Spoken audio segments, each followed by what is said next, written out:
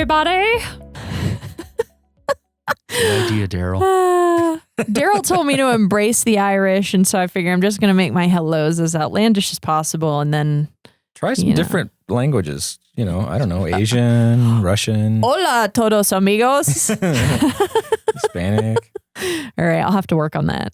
Hello, welcome back. This is Grant, Daryl, and Cynthia from Raika Technologies and GotAnAppIdea.com, and this is Incubate This. And we were prompted.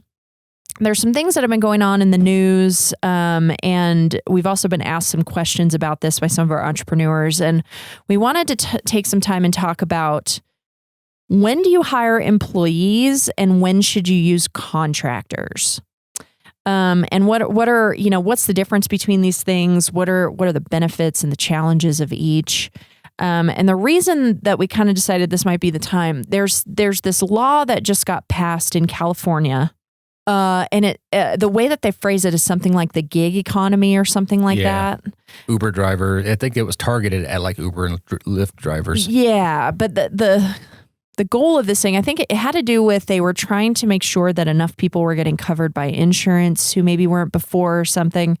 But the ultimate aim of the law was to reclassify independent contractors from a very broad definition to a very, very, very narrow definition, essentially forcing a bunch of previously independent contractors to become employed by their companies, which has had a whole series of effects in the economy and probably will continue to do so. And there's some like class action level lawsuits or challenges or whatever to try and get exceptions for various industries to this and yada, yada. And we could talk about that in a different episode. But what's interesting is the IRS actually does have a definition of an independent contractor or contractor, independent contractor, it's all kind of the same. Whether you use an independent contractor, which is a person acting as themselves, or you use a vendor contractor, which is a company that provides staffing for you. Right. But that definition is that you have to be self-directing. They can't tell you when or where to do your job, and they can't tell you the manner in which you do your job. So, in fact, a lot of independent contractors and contracting companies and people who use independent contractors are violating the terms of the IRS independent contracting laws when they require that you show up in an office. Really? Yes. I'm just curious, this being California, how that applies to actors and actresses. Actors and actresses are not independent contractors. Oh, okay. They actually talent falls into something else. And it has to do with the way that their contracts are written and things like that. They're basically saying you're agreeing to show up on set these days and these times. Okay. And it's a little different. What about authors who, I write an article for a magazine and the magazine says this has to be 3,000 words and it has to be on this subject and blah, blah, blah. Does that still? That is what you're producing. That's, again, part of your contract of what you're producing. Okay. They're not telling you where you're writing it, how you're writing it. Okay.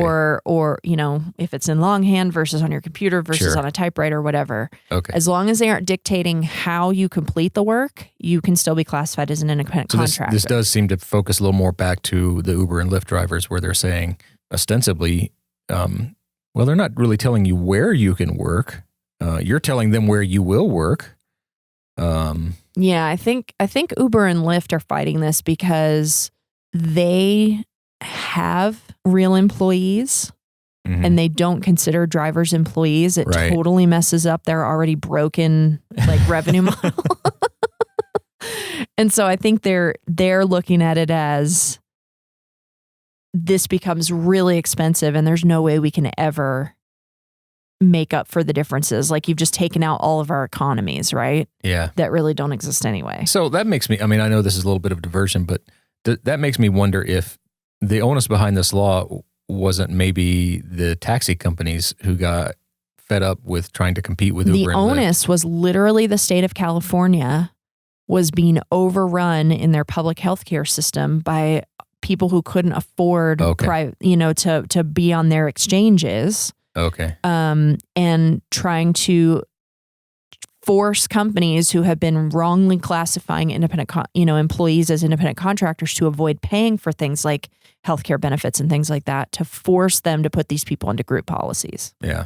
That's where it all started. Oh, okay. Yeah. And now you have all different kinds of industries that are saying we should be exempt and blah, blah, blah. And Uber and Lyft is the big one. Yeah.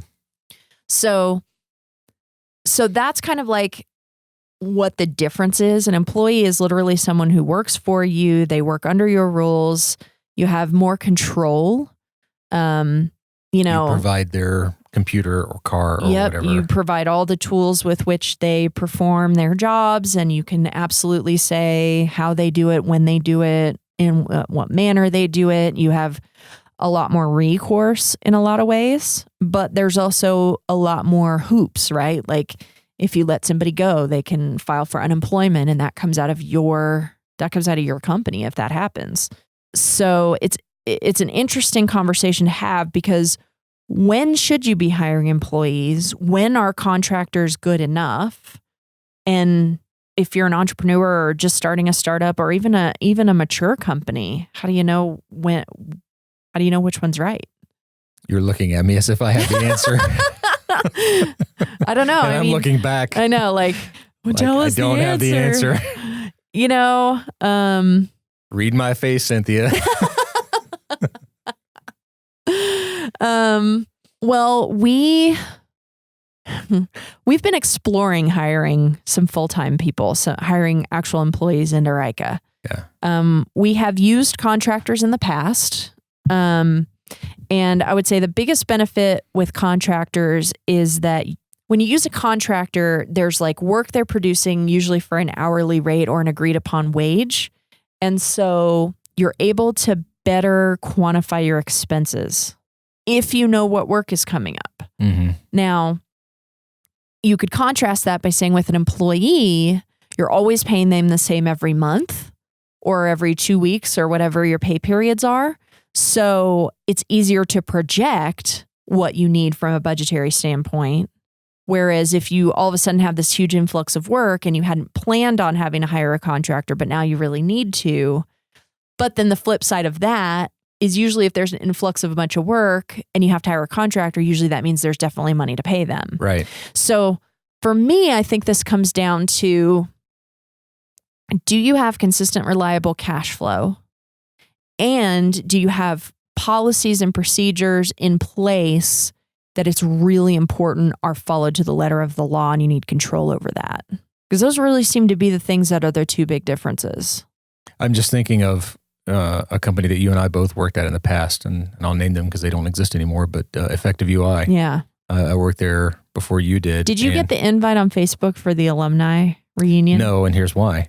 I was never an employee. I was always a contractor. And he's not on Facebook. That's right. And I'm not on Facebook. So you were always a contractor. And in fact, when I was there, I wanted to be a contractor. I really enjoyed working there for what I was working on. Yeah.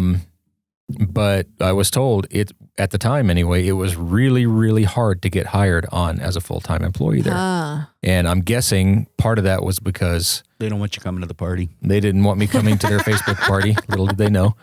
But also because the nature of their work ostensibly was they just didn't know. And even with me, I mean, it got to the point I worked there 9 months and then they said, okay, we're done. We don't have any more work for you right now. Hopefully at the start of the year. And I think they came back and had a little bit of work, but I hadn't ended up having to go get another job because they just didn't have any more. Yeah. That reminds me of when my first real programming was contracting. And this was back when there weren't that many companies. And when you were in between contracts, you got paid. You were on the bench. Oh. And if you were an employee of the contracting company, which I was, really, yeah. I got paid when I was in between contracts. They would, I'm sure there was a limit. They'd probably talk to you about moving on if there were, if it was more than 6 months. But there was there were a couple times where I was weeks in between, and they just paid you for 40 hours times what your normal rate was. Huh? Oh, they didn't give you a lesser rate while you were on the bench? No, it was the same normal rate. But you were an employee of the contracting company. I was an employee of the contracting company. So, my rate was negotiated with them. It didn't matter what the next contract was. Yeah. So it was handled very much I mean, I was an employee. Yeah. I was a hired out employee. Yeah. So it's kind of a weird hybrid, I guess, of the two things, because, you know, if I wanted more pay, it was more like negotiating an annual raise. You know, okay, we're going to start paying you $30 an hour. Right. Because that back then that was a lot of money. You know, we're going to bump you from 27 to 30 an hour. And there was no relationship in your mind to what you were doing. Right. It was just, oh, here's the next contract we have for you. Right. And they would then, you know, you do go through an interview again with that client, but it wasn't like nowadays where a recruiting company doesn't know you. They call you up. They think you know, over the phone, they decide that you meet the requirements and they set up a meeting between you and the client. It wasn't like that at all. I mean, I went out to the consulting company and had 2 interviews with them. Yeah. And when we were done, the president of the firm said, I'm offering you a job now. Yeah. And he said, we do have a contract, and they did have a contract already in mind for me, because the whole thing had been kind of set up by some people who knew some people who needed somebody, but they were hiring me as their employee. And yeah, it was kind of cool that way. Huh, that's really interesting. Contrast that with most like contracting companies today, like gun.io is one that we really like. We're on Gun. Nobody's an employee. No. I mean, maybe they have some administrative or whatever, but their whole model is that they use subcontractors. So they're the main contractor and they use independent contractors as subcontract But their work. big thing is all of their subcontractors don't want to be employees. Right. You know, you're there because you don't want to be an employee of either them or the company. And you can transition. Mileage. Oh, you did? Yeah. The contracting company, basically, you know, once they got your contract, it's okay. It's 22 miles from your house to there. Yep. Or from our office, you know, wherever they figured that. But every week it was like, okay, 5 days times this many miles times 18 cents. Were you working? Add that to your pay. Were you working in the client's office? Mm-hmm. Interesting. Yeah, and it was. I mean, I miss it because it was a small group. Yeah, you know, probably about 12 people. Yeah. In the firm, and what they were sending you out to was stuff they already, you know, they knew the client. They already had a little bit of a relationship with them. Yeah. They were looking out for you. Right. They never sent me to a place where it was like, oh God, this is not for me at all. It was, oh yeah. Yeah. It was step right in. Yeah. And be comfortable. Yeah. I miss that. Huh. Because it seemed like everybody was looking out for everybody. They wanted the client to be happy. They wanted you to be happy. Yeah. They had little get-togethers every month or two at some Denver Tech Center bar on a Friday afternoon to get the group together. Yeah. Huh. I miss that. I wonder what happened to that guy. I can't help but wonder if, because of this law in California, if more companies like that aren't going to start popping up, where you work for the company and that company contracts you out to Google. That leaves the client with the flexibility of pay, of not having to predict pay. They can do short-term things, but you can still be an employee of somebody. Right. Yep. And so you can go, that group hopefully can get enough contracts. Everything comes out in the wash. They can afford to do the benefits and all that. Yeah. Yeah. So interesting. So you have an Uber a driver company. Yeah. Interesting. But then, obviously that every time you had a layer like that, you cut into somebody's cut. Right. And Uber would prices go up. Reduces the efficiencies in their model for sure. Yeah. Their model is already a money losing model. I know. Anytime let's take more money from a money loser. Wait a minute. Hold on. That's how America works. That we call that a unicorn. Profiting off the misery of others. So it is consistent revenue that you can predict necessary to hiring employees. My guess is not necessarily. Mm-hmm. If you've got a guy or a gal that is just they're killing it, and you can't necessarily pay for them, but you feel like the value that they bring can help you reach the point where you can get enough revenue to pay for them, then maybe that's a good time to go ahead and hire them, because you don't want to lose them. I mean, if they're bringing that much value and you get along that well, they do their job that well, then maybe Build it and the money will come. Build it and they will come. Yeah. Yeah, I mean, I guess we can look at companies like WeWork and Uber and Lyft and everybody. I mean, they have tons of employees and don't make money. Right. So clearly, that's not a rule of thumb. Sure. But we also have known companies that we won't mention their names that couldn't make payroll, and the owners and directors of those companies were taking home lots of money. Right. So don't do that. Don't do that.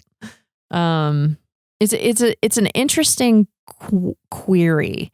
So what are some common things that people hire contractors for? Obviously, like development services. That's something where if you're not primarily a technology company, maybe you can get away with like contract developers for a long time, or contract IT, or contract DevOps.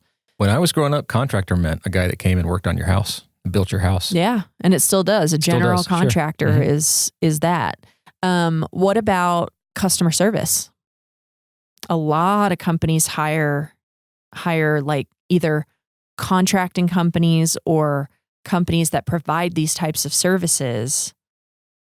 They outsource the customer service. Yeah. Is contracting and outsourcing the same thing? To me, outsourcing is going to a company, kind of like, it's along the lines of what Grant was just saying, where they go to the company that specializes in providing those services and pretends to be that company. Yeah. Or more like a company that kind of manages the whole department, so to speak, where they kind of take over the leadership of a particular effort. Yeah. Yeah, you can think of the food vendors at Mile High and that sort of thing. Mile High doesn't run all of that. They outsource that to another company. I see. So those companies might be contractors, but probably but maybe the people who work for those companies, they might be contractors, but they might be employed. Mm-hmm. Oh, interesting. Okay. In that particular scenario, my understanding is a lot of the people that are actually giving you your hot dog, they themselves are not full-time or even part-time employees. They are contractors with this outsourced vendor. Right. That's kind of a weird situation. I imagine that doesn't happen often. Maybe it does. So let's talk for a second about the perception that when you're hiring an employee versus when you're talking to a contractor, trying to compare those things apples to apples by saying, oh, well, I can hire a full-time person for $90,000 a year, but this contractor wants $120 an hour. Those two things really aren't the same. And it's not that the contractor is actually more expensive, because when you think about what you have to have when you have an employee, you have to pay a payroll service, you have to pay payroll taxes, you have to pay half of the employment tax, which is 15%, I think. 7.5% of that is paid by the employee. 7.5% of it is paid by the company. That 15% of their cash salary? Yes. Okay. 15% of their wage. Cash money? Cash money. So, and then if you offer any kind of benefits, so really, what you're trying to weigh with benefits. Exactly. Different than friends with benefits. Different kinds of benefits. So really, when you're weighing employee versus contractor, breaking it down and saying per hour, just on an hourly salaried basis, really doesn't actually give you the full picture of what an employee costs you. I always heard it double it. Yeah. It was kind of a simple way. I've heard that too. Yeah. Simple way of determining it, often in the context of, hey, I'm wanting to go out and be a freelance contractor. How much do I charge? Exactly. Often it's just take your salary. Take your salary's hourly rate and double it. Because you then have to pay for your own benefits. You're not getting paid vacation. You're not getting sick time. I mean, there's a lot of, and as a, coming from the perception of an entrepreneur trying to figure out which of these people to hire, you have to think about all that stuff. I mean, we talked about work culture and we talked about benefits and things like that. And what kinds of stuff do you have to give to people if you hire them? I got all the free snacks I want in my kitchen. I remember though, when I did completely independent work back in the aughts, like the first year when we looked at my taxes at the end, because of all the, deductions that I put in for different various things, mileage and all that stuff, I paid effective rate of 12%. Yeah. In the end. Yeah. So that was cool. I was like, okay. My tax rate went down. Yeah. I mean, if it wasn't making as much as I was at a salary job, but I was paying, less than half the tax rate probably. So I was still keeping 2/3 of what I used to make at a salary job. Right. Right. It's really interesting. Is there a rule of thumb when to hire contractors versus employees? Not that I've ever heard, but I would imagine it would be probably when you can pay for them. Yeah. When you have enough work to pay for them. Yeah. But that's not, as we sort of determined before, that's not always practical. So interesting. What are the cons to contractors versus employees? Like what are the cons of each one? I mean, with employees, you definitely have more liability because you become responsible when they act as you, right? Mm-hmm.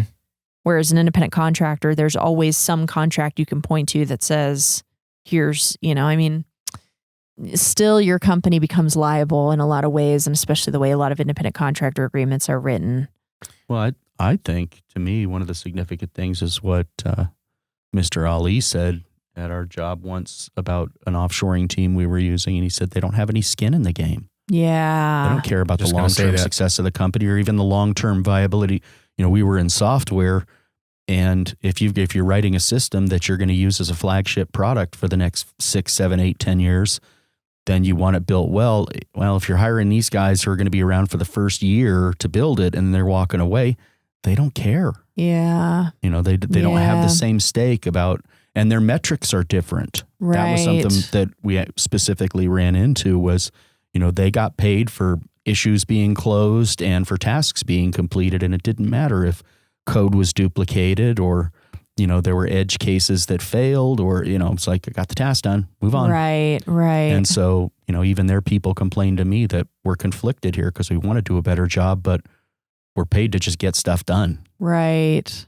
Whereas with an employee, and we've seen, he's got to live with it. Yeah. I mean, this is how Grant operates, which is if he's got a half a day of downtime waiting for other people to get things done so he can keep going, he's looking for efficiencies in the system. Mm-hmm. He's looking for ways to make it better. And with a contractor, you don't necessarily feel like you can really do that.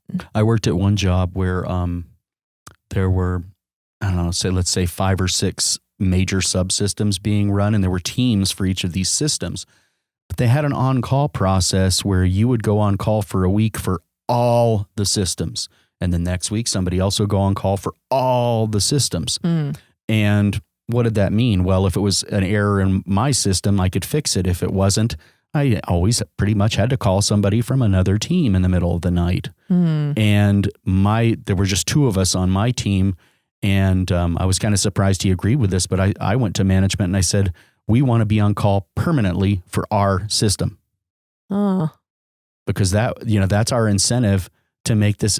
These other guys, if they've got 4 people on the team, they only have to go on call, as it rotates. So every 12 or 18 weeks, they don't care if things break that much. No. It doesn't happen that often. Yeah. But if you're on call all the time for your system, team, yeah. And my teammate was like, I totally like that. Yeah. Because we will make it bulletproof, and when we'll be on call all the time, but it won't matter.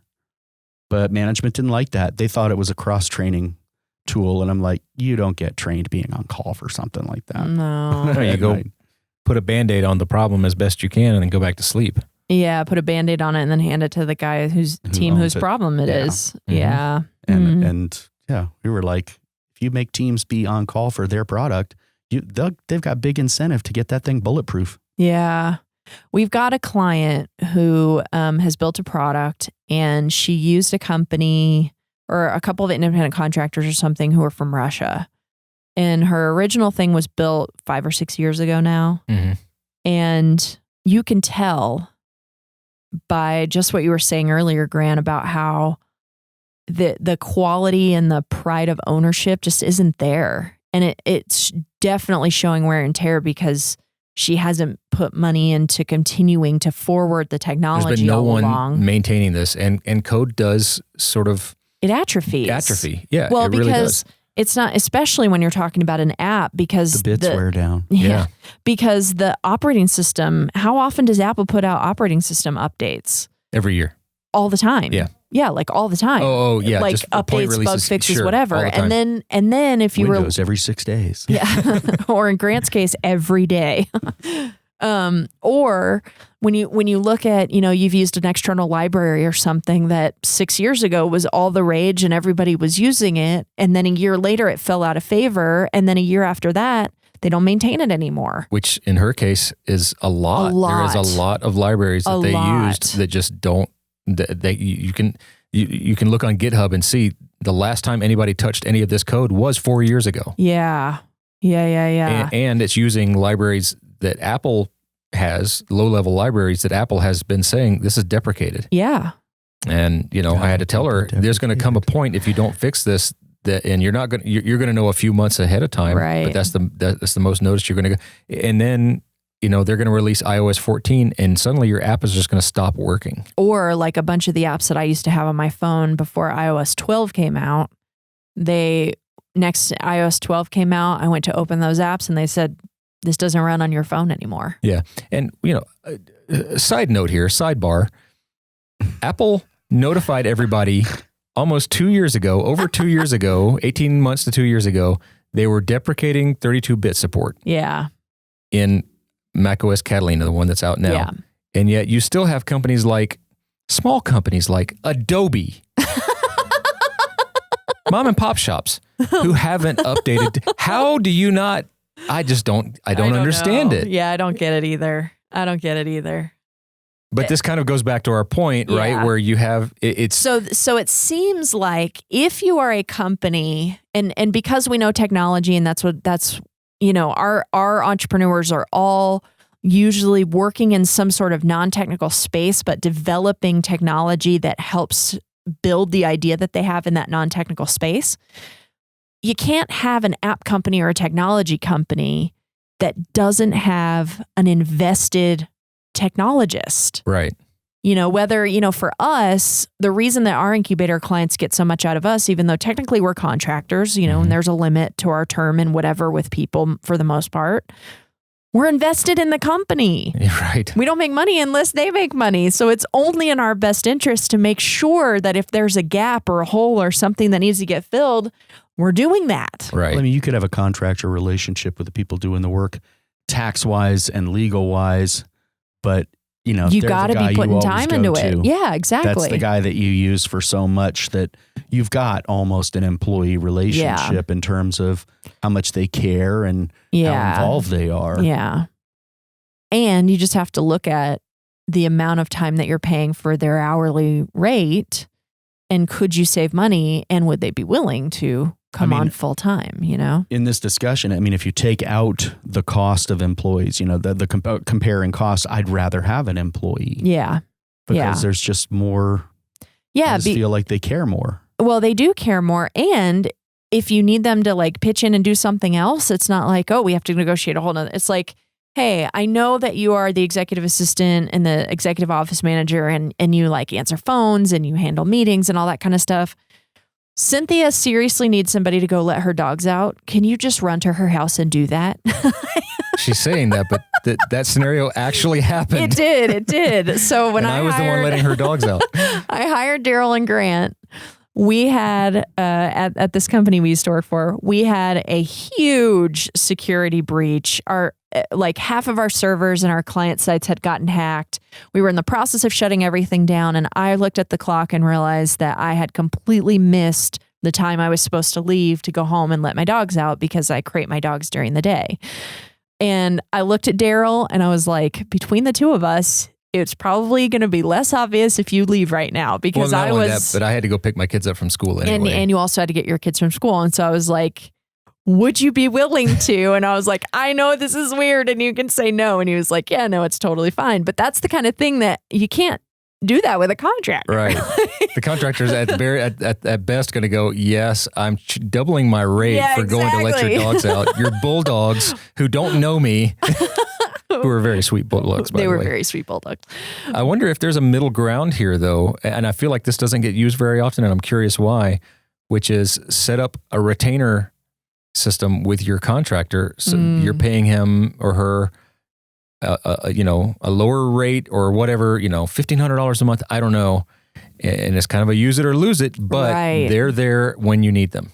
Well, this goes back to, so the first company that I had in LA, the LA area, was a contracting company, and I had employees, but my company was a contractor. And so the way that we built our contracts with our clients was essentially a maintenance contract. And so they paid for the year a certain amount, and then anything that they needed, if they didn't use it, that was up to them. They still had to pay that that rate, and it included a certain number of hours.